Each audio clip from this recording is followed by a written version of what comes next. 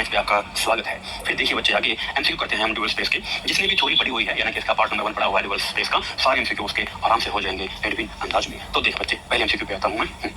इसमें कहता है कि अगर वी हमारे पास एन डायमेंशनल वेक्टर स्पेस है फील्ड में, तो डायमेंशन ऑफ ड्यूअल स्पेस की क्या होगी भाई, मैंने बताया था। अगर वी एन डायमेंशनल है तो उसका जो ड्यूअल स्पेस होगा वो 2 डायमेंशन का होगा, उसकी भी क्या होंगी, एन डायमेंशन ही होंगी। अब मैंने आपको दिखा भी था डायग्राम बना के, ठीक है ना। अगर यहाँ एन है नहीं बीच में तो यहाँ भी हमारे पास क्या होंगे, एन ही मैपिंग्स आएंगे उसकी बेसिस में।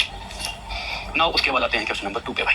तो देखो फिर देखो भाई, अब मैं आता हूँ इसका जो एमसीक्यू नंबर 2 है, एक बार उससे आता हूँ।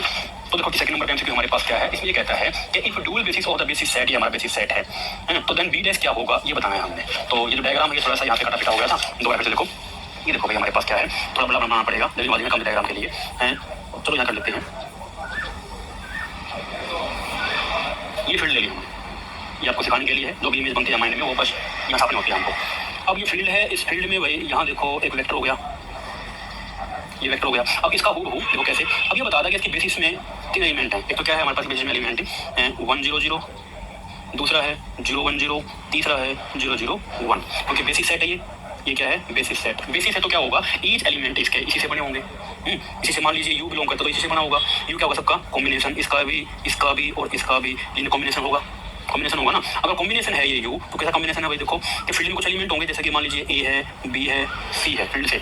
तो फील्ड के एलिमेंट जैसे कि मान लीजिए स्केलर मल्टीप्लाई वेक्टर से, स्केलर मल्टीप्लाई इस वेक्टर से, स्केलर मल्टीप्लाई इस वेक्टर से। तो यू क्या होगा इनमें कॉम्बिनेशन किस टाइप से कि ए जैसे कि हमारे पास पहला वेक्टर है u1 u2 u3, तो ए इंटू 1 0 0, फिर बी इंटू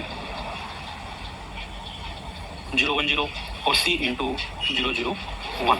तो फिर देखो हमारे पास भाई ए कैसा आ गया, क्या जाएगा यहाँ पे ए, यहाँ पे क्या जाएगा ए देगा, क्योंकि ए फिर 0 फिर 0, तो लिख देता हूँ ये लो। अगला क्या जाएगा 0 भी 0, अगला क्या जाएगा 0 0 सी। तो क्या मिलेगा भाई हमको, a प्लस 0 ए ही आएगा, फिर 0 प्लस बी प्लस 0 बी आएगा, 0 प्लस 0 प्लस सी सी आएगा। तो ये आ गया, ये आ गया हमारे पास, ठीक है। तो ये तो सारा हम पढ़ चुके हैं वेक्टर के अंदर। नाउ अब देखो इसके आइसोमोर्फिक होता है ड्यूअल स्पेस, जैसा ये है ठीक ऐसा ही होता है भाई,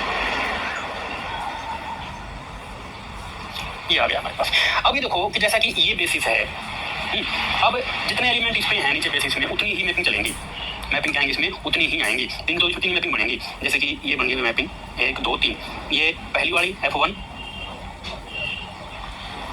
ये हम इस पे लगा रहे हैं तो 3 है ना, तो पहली मैपिंग लगी ये F1 कहाँ लगा, ABC पे।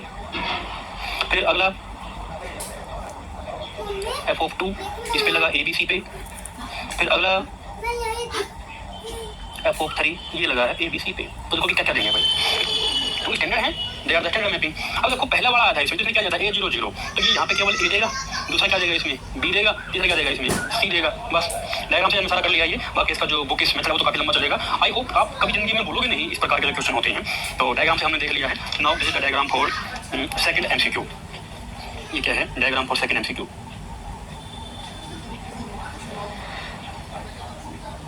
एमसीक्यू नंबर 2 ये हो गया भाई ना। तो इसका कितना सा देगा हमारे पास सवाल का, F1 ये का देगा, ए देगा, F2 का देगा, हमको भी देगा, सी देगा। क्लियर नाउ अब आते हैं तीसरे पे भाई। नाउ थोड़ी पोर्शन अच्छे से कर लो जो मैं आपको बता रखा है वीडियो नंबर 1 का, सब क्लियर हो जाएगा आपको। Now if vector over field ये हमारे पास वेक्टर स्पेस है और F क्या है, लीनियर फंक्शनल है V से F में, तो देन अब देखो भाई लीनियर फंक्शनल ये हमने पढ़ा था कि अगर भाई बराबर में 0, अब देखो यहाँ ध्यान देने वाली बात है, 0 अगर डार्क है, डार्क 0 अगर गाड़ी 0 है तो ये किसकी है, बिलोंग्स टू वेक्टर। ये ले लो गाड़ी 0 जो है डार्क 0 ये तो है वेक्टर की, और जो सिंगल 0 है ये कहाँ होती है, फील्ड से। ये नोटेशन है पर्टिकुलर बुक्स की अगर डार्क है तो। ये देखो ये भाई 0 ये हमने पढ़ा था कि 0 कब आएगा, 0 फंक्शनल मैपिंग लगी है 0 तो 0 देगी, ये किसी का फील्ड का है, ये वेक्टर का है, ये वैसे गलत हो गया, तो वेक्टर जाते हैं फंक्शनल, कौन सा कहाँ जाएगा फील्ड में जाएगा। ये नॉन 0 है वैसे ये भी नहीं होंगे, तो ये वाला आ जाएगा। ये 0 लगा तो हमको 0 ही मिला है, 0 कब मिला भाई, 0 का मीनिंग क्या, 0 फंक्शन का। जहाँ पे भी आप लगा रहे हो मैपिंग, ये देखो जहाँ जहाँ आता है इसमें 0 एलिमेंट हो, ये लो फिर मैपिंग कहाँ जा रही है 0 पे, ठीक। फॉर ऑल यू है जितने भी यू, अगर 0 पे आ रहा है इसका मीनिंग क्या है कि सबकी इमेज मान लो 0 0 जाएगी, ये भी हो गया इक्वल टू 0 ना। उसके बाद आते हैं क्वेश्चन नंबर 4 पे। देखो क्या है बच्चों, ये कहता है कि V अगर वेक्टर स्पेस है फील्ड का तो a linear functional on V एक मैपिंग होगी। अब देखो भाई कि क्या क्या है, अगर ये लीनियर मैपिंग कहाँ होती है, वो तो वेक्टर से फील्ड में होती है, ये तो होती है फील्ड वेक्टर तो होती नहीं, V की इट सेल्फ पे नहीं होती। अगर V की मैपिंग इट सेल्फ पे आए उसको बोलते हैं ऑपरेटर। अगर V की मैपिंग फील्ड में जाए उसको बोलते हैं, ये तो होगा हमारा लीनियर ऑपरेटर। अगर V की V में ही जाए, अगर V की फील्ड में जाए उसे क्या बोलते हैं, लीनियर फंक्शनल। अगर वेक्टर से वेक्टर में जाए यानी कि U से V में जाए तो बोलेंगे ट्रांसफॉर्मेशन। ठीक है बच्चे, इसका आंसर हो जाएगा। नाउ क्वेश्चन नंबर 5 इसमें कहता है कि लेट V और F हमारे पास वेक्टर स्पेस है फील्ड में, तो then the set V star of all linear functional on V is also a vector space in the field. तो द वेक्टर स्पेस हम क्या बोलेंगे, उसको बोलेंगे dual space of V. Theory में पढ़ चुके हैं। अच्छा, अब देखो अगले वाला MCQ, इसमें ये कहता है कि अगर वी हमारे पास कोई फाइनाइट डायमेंशनल है, n डायमेंशन का है, तो वी स्टार भी क्या होगा भाई, वी स्टार क्या है, ड्यूअल स्पेस है वी का, तो वो भी क्या होगा, उसकी डायमेंशन भी उतनी होंगी जितनी इसकी है बस। नाउ अब क्वेश्चन नंबर 7 पे आते हैं। वी ओवर एफ हमारे पास वेक्टर स्पेस है, ये फंक्शन है गया जो कि वी से एफ में है, सेटिस्फाई द फॉलोइंग कंडीशन इस टाइप से, ठीक है भाई। फील्ड में जा रहा है तो इसमें क्या होगा, लीनियर फंक्शनल होगा, वो ट्रांसफॉर्मेशन तो होगी नहीं, क्योंकि ट्रांसफॉर्मेशन कहाँ होती है, वो होती है वेक्टर से वेक्टर में। और अगर सेम वेक्टर हो जैसे कि वी से वी में तो ऑपरेटर, अगर यू से वी में तो वो ट्रांसफॉर्मेशन बनेगी, और वी की वी में ही है तो ऑपरेटर, और वी की फील्ड में तो क्या लीनियर फंक्शनल होगा। तो यहाँ ये मानिए आपके 3 MCQ तैयार हो गए। अगर आपके एग्जाम में आ जाए ये क्वेश्चन यहाँ पे कर दे कि भाई यू टू वी, तो टिक करना आपको ए पे। अगर वो कर देगा कि भाई वी की वी में ही गई है इमेज, तो वो ऑपरेटर हो जाएगा, ठीक है बच्चा। अच्छा तो फिर देखो भाई अगला, इसमें देखो क्वेश्चन नंबर 8 में अब आ गए MCQ जो आपके बुक्स में होते हैं भाई। अगर मान लीजिए पेपर में कोई MCQ दे दे आपको, कहता है कि वी हमारे पास एक सेट जिसमें बेसिस में ये एलिमेंट हैं, तो फाइंड द ड्यूअल बेसिस, कि ड्यूअल बेसिस में एलिमेंट क्या क्या होंगे। डायग्राम बनाओ थोड़ा सा, कैसे बनेगा बाकी आप सीख भी गए होगे।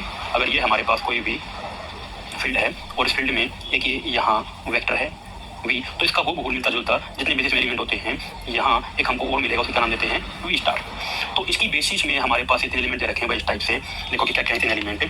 पहला तो ये है कि -1 1 1, दूसरा है 1 -1 1, तीसरा है 1 1 -1। तो देखो यहाँ इस साइड क्या होगा भाई, इस साइड भाई ये क्या है, बेसिस थे, ये क्या है बेसिस, तो इस साइड क्या मिलेगी, डुअल बेसिस।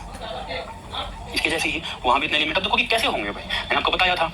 अभी देखो ये तो है इसका बुक इस मेथड, ये क्या है बुक इस मेथड, ये तो कितना लंबा चलेगा भाई, ये पेज भरो, उसके बाद फिर से ऐसे इसमें ये देखो इतना लंबा ऐसे चल के ये फिर से ऐसे करके चलता गया, ऐसे पेज भर दिया मैंने भी बुक से काफी कहीं, और फिर देखो भाई यहाँ पे आ गया पेज भर दिया, ठीक है, तब जाके सवाल का आंसर आया है।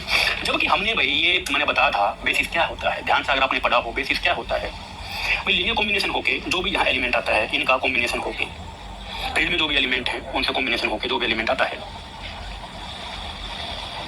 फील्ड में, चाहे जो भी हो A1 हो या A2 A3 जो भी है कुछ ले लो, इनसे कॉम्बिनेशन होके